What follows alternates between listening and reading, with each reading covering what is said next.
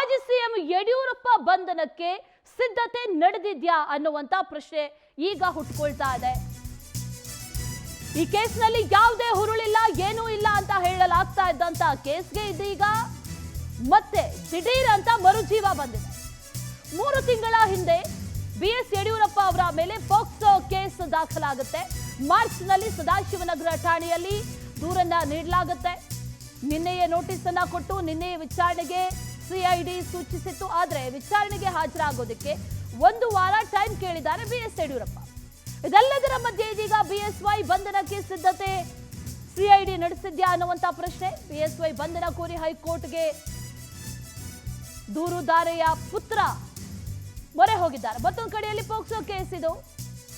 ಸದ್ಯ ನವದೆಹಲಿಯಲ್ಲಿರುವಂತಹ ಮಾಜಿ ಸಿಎಂ ಯಡಿಯೂರಪ್ಪ ಅವರ ಬಂಧನಕ್ಕೆ ಸಿದ್ಧತೆಗಳು ನಡೆದಿದ್ಯಾ ಅನ್ನುವಂತ ಪ್ರಶ್ನೆ ಈಗ ಹುಟ್ಟುಕೊಳ್ತಾ ಇದೆ.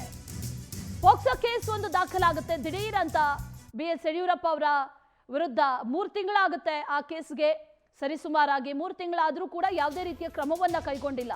ಅದರಲ್ಲೂ ಪೋಕ್ಸೋ ಕೇಸ್ ಅಂತ ಬಂದಂತಹ ಸಂದರ್ಭದಲ್ಲಿ ಇಮಿಡಿಯೇಟ್ ಆಗಿ ಆಕ್ಷನ್ ತಗೊಳ್ತಾರೆ. ಬೇರೆಲ್ಲ ಕೇಸ್ಗಳನ್ನ ಗಮನಿಸಿದ್ದೀವಿ, ಸ್ವಾಮೀಜಿ ಆಗಿರ್ಬೋದು, ಇನ್ನಿತರ ಕೇಸ್ಗಳನ್ನ ಗಮನಿಸಿದಂತಹ ಸಂದರ್ಭದಲ್ಲಿ ಪೋಕ್ಸೋ ಕೇಸ್ನ ಆಳ ಅಗಲ, ಅದರ ತೀವ್ರತೆ ಎಲ್ಲವೂ ಕೂಡ ಅರಿವಿದೆ. ಆದರೆ ಬಿಎಸ್ ಯಡಿಯೂರಪ್ಪ ಅವರ ವಿಚಾರದಲ್ಲಿ ಮಾತ್ರ ಆ ರೀತಿಯಾಗಿ ಆಗ್ಲಿಲ್ಲ. ಈಗ ಮರುಜೀವ ಬಂದಿದೆ.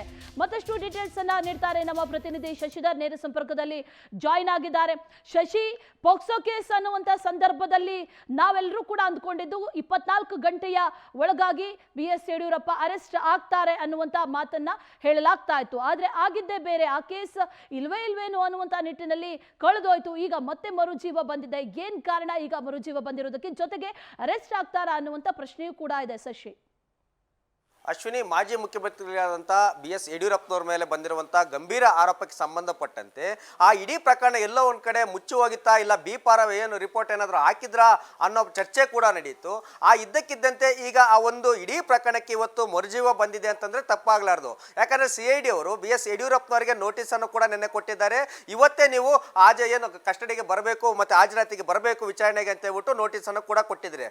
ಯಾಕೆ ಅಂತಂದರೆ ಕಳೆದ 3 ತಿಂಗಳ ಹಿಂದೆ ಸದಾಶಿವನಗರ ಪೊಲೀಸ್ ಠಾಣೆಯಲ್ಲಿ BS ಯಡಿಯೂರಪ್ಪನವರ ಮೇಲೆ ಅತ್ಯಾಚಾರದ ಕೇಸನ್ನು ಕೂಡ ದಾಖಲಾಗಿತ್ತು. ಅದು ಕೂಡ ಪೋಕ್ಸೋ ಕೇಸು. ಆ ದೂರು ಕೊಟ್ಟಿದಂಥ ಮಹಿಳೆ ಯಡಿಯೂರಪ್ಪನವರ ಮನೆಗೆ ಹೋದಾಗ ನನ್ನ ಮಗಳ ಮೇಲೆ ಅತ್ಯಾಚಾರ ಮಾಡಿದ್ರು ಅಂತೇಳ್ಬಿಟ್ಟು ಸ್ವತಃ ಆ ಮಗಳ ತಾಯಿಯೇ ಒಂದು ದೂರನ್ನು ಕೂಡ ಕೊಟ್ಟಿದ್ರು. ಆ ದೂರನ್ನು ಕೊಟ್ಟು 3 ತಿಂಗಳಾದರೂ ಕೂಡ ಎಲ್ಲೂ ಕೂಡ ಸದಾಶಿವನಗರ ಪೊಲೀಸ್ ಠಾಣಾಧಿಕಾರಿಗಳು ಎಲ್ಲೂ ಕೂಡ ಸ್ಪಾಟ್ ಮಾಜರ್ ಕೂಡ ಆಗಿಲ್ಲ. ಆ ಇಡೀ ಪ್ರಕರಣವನ್ನು ಎಲ್ಲೂ ಕೂಡ ತನಿಖೆಯನ್ನು ಕೂಡ ಮಾಡಿಲ್ಲ. ಹೀಗಾಗಿ ಅದೊಂದು ಗಂಭೀರವಾದಂಥ ಪ್ರಕರಣ. ಮತ್ತೆ ರಾಜಕಾರಣದಲ್ಲಿ ಅತ್ಯಂತ ಹಿರಿಯರು ಮತ್ತೆ ತಮ್ಮದೇ ಆದಂಥ ಪ್ರಭಾವ ಇರುವಂಥ ಮಾಜಿ ಮುಖ್ಯಮಂತ್ರಿಗಳಾದಂಥವ್ರ ಮೇಲೆ ಈ ರೀತಿಯಾದಂಥ ಆರೋಪ ಬಂದಾಗ ಅದು ಸರಿನಾ ತಪ್ಪಾ ಇಲ್ವಾ ಅನ್ನೋದ್ರ ಬಗ್ಗೆ ಕನಿಷ್ಠ ಪಕ್ಷ ಅಲ್ಲಿನ ಸ್ಥಳೀಯ ಪೊಲೀಸರು ಹೋಗಿ ಒಂದು ವಿಚಾರಣೆಯನ್ನು ಕೂಡ ಮಾಡಲೇಬೇಕಾಗಿತ್ತು. ಯಾಕಂದರೆ ಆರೋಪ ಬಂದಿರೋದು ಸಾಮಾನ್ಯ ಪ್ರಜೆಯ ಮೇಲಲ್ಲ, ಒಬ್ಬ ಮಾಜಿ ಮುಖ್ಯಮಂತ್ರಿಗಳ ಮೇಲೆ. ಹಾಗಾಗಿ ಅವರು ಈ ಒಂದು ಪ್ರಕರಣವನ್ನು ಆದಷ್ಟು ಬೇಗ ತುರ್ತಾಗಿ ತನಿಖೆಯನ್ನು ಮಾಡಿ ಸಾಕ್ಷಿಗಳನ್ನು ಕಲೆ ಹಾಕಿ ಪ್ರಕರಣವು ಇತ್ಯರ್ಥಗೊಳಿಸಬೇಕಾಯಿತು. ಇಲ್ಲ ನಿಜ ಅಂತಿದ್ರೆ ಅವರಿಗೆ ಶಿಕ್ಷೆಯನ್ನು ಕೊಡುವಂಥ ಕೆಲಸವನ್ನು ಪೊಲೀಸರು ಮಾಡಬೇಕಾಯಿತು. ಆದರೆ ಇವತ್ತೆಲ್ಲೋ ಒಂದು ಕಡೆ ರಾಜಕೀಯ ಒತ್ತಡಕ್ಕೆ ಮಣಿದ್ರ ಇಲ್ಲ ಅಂತಾದ್ರೆ ಅನುಕಂಪದಿಂದ ಏನಾದರೂ ಸುಮ್ಮನೆ ಆದ್ರ ಅಂತ ಕೂಡ ಸಾಕಷ್ಟು ಯಕ್ಷ ಪ್ರಶ್ನೆ ಆಗಿದೆ. ಹಾಗಾಗಿ ಏನು ದೂರು ಕೊಟ್ಟಿದ್ರು ಆ ಮಹಿಳೆ, ಆ ದೂರು ಕೊಟ್ಟಂತ ನಂತರ 1 ತಿಂಗಳ ನಂತರ ಆ ಮಹಿಳೆ ಎಲ್ಲ ಒಂದು ಕಡೆ ಸಾವನ್ನಪ್ತಾರೆ. ಆ ಸಾವನ್ನಪ್ಪಿರೋದು ಮತ್ತೆ ಅದೇ ರೀತಿಯಾಗಿ ಕೂಡ ದೂರು ಕೊಟ್ಟಿರೋದು. ಮತ್ತೆ ಈಗ ಅದೇ CID ಅಧಿಕಾರಿಗಳು ಯಡಿಯೂರಪ್ಪನವರಿಗೆ ಎಲ್ಲ ಒಂದು ಕಡೆ ವಿಚಾರಣೆಗೆ ತುರ್ತಾಗಿ ಬರಲೇಬೇಕಂತ ಹೇಳ್ಬಿಟ್ಟು ನೋಟಿಸ್ ಅನ್ನು ಕೊಟ್ಟಿರೋದು. ಎಲ್ಲವನ್ನು ಕೂಡ ನೋಡಿದ್ರೆ ಎಲ್ಲ ಒಂದು ಕಡೆ ಕಾಕತಾಳಿ ಅನ್ನೋ ಕಡೆ ಕೂಡ ಕೇಳಿಸ್ಬರ್ತಿದೆ. ಇನ್ನು ಕಳೆದ 1 ತಿಂಗಳ ಹಿಂದೆ BS ಯಡಿಯೂರಪ್ಪನವರ ವಿರುದ್ಧ ಯಾಕೆ ಪೋಕ್ಸೋ ಪ್ರಕರಣ ದಾಖಲಾದ್ರೂ ಕೂಡ ಯಾಕೆ ಇನ್ನೂ ಕೂಡ ಬಂಧನ ಮಾಡಿಲ್ಲ, ಯಾಕೆ ವಿಚಾರಣೆ ಮಾಡಿಲ್ಲ ಅಂತ ಹೇಳ್ಬಿಟ್ಟು ರಾಜ್ಯ ಸರ್ಕಾರಕ್ಕೆ ಹೈಕೋರ್ಟ್ ಕೂಡ ಚೀಮಾರಿ ಕೂಡ ಹಾಕಿತ್ತು. ಆ ಚೀಮಾರಿ ಹಾಕಿದ 1 ವಾರದ ನಂತರ ಒಂದು ದೂರುದಾರೆ ಸಾವನ್ನಪ್ತಾರೆ. ಹಾಗಾಗಿ ಕೆಲವೊಂದಷ್ಟು ಭಾರಿ ಅನುಮಾನಗಳು ಕೂಡ ಕಂಡು ಬಂದಿತ್ತು. ಇದೇ ವಿಚಾರಕ್ಕೆ ಏನು ತನ್ನ ತಾಯಿಯನ್ನ ಕಳೆದುಕೊಂಡಂತ ಮಗ ಅದೇ ಹೈಕೋರ್ಟ್ ಮೆಟ್ಟಿಲೇರಿ ಮತ್ತೆ ರಿಟ್ ಅರ್ಜಿಯನ್ನು ಕೂಡ ಸಲ್ಲಿಸಿದ್ದಾರೆ. ನಮ್ಮ ತಾಯಿ ಈಗ ದೂರು ಕೊಟ್ಟಿರೋ ಹಿನ್ನೆಲೆ ನಿಗೂಢವಾದಂಥ ಸಾವನ್ನಪ್ಪಿದ್ದಾರೆ. ಹಾಗಾಗಿ ಇನ್ನೂ ಕೂಡ ತನಿಖೆ ಕೂಡ ಆಗಿಲ್ಲ.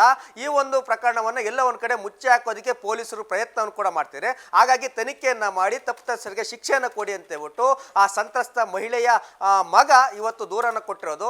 ಹಾಗಾಗಿ ಹೈಕೋರ್ಟ್ ಕೂಡ ಎಲ್ಲ ಒಂದು ಕಡೆ CID ಅಧಿಕಾರಿಗೆ ಚಾಟಿಯನ್ನು ಕೂಡ ಬೀಸಿದೆ. ಇದೇ ಕಾರಣಕ್ಕಾಗಿ BS ಯಡಿಯೂರಪ್ಪನವ್ರನ್ನ ವಿಚಾರಣೆಗೆ ಬನ್ನಿ ಅಂತ ಕರೆದಿದ್ದಾರೆ. ಹಾಗಾಗಿ ಇವತ್ತು ಮಧ್ಯಾಹ್ನ ಇಲ್ಲ ಸಂಜೆ ಒಳಗೆ BS ಯಡಿಯೂರಪ್ಪನವರು ವಿಚಾರಣೆಗೆ ಆಗುವಂಥ ಎಲ್ಲ ಸಾಧ್ಯತೆಗಳು ಕೂಡ ಇದೆ. Ashwini. Okay Shashidhar, thank you ಡೀಟೇಲ್ಸ್ಗೆ.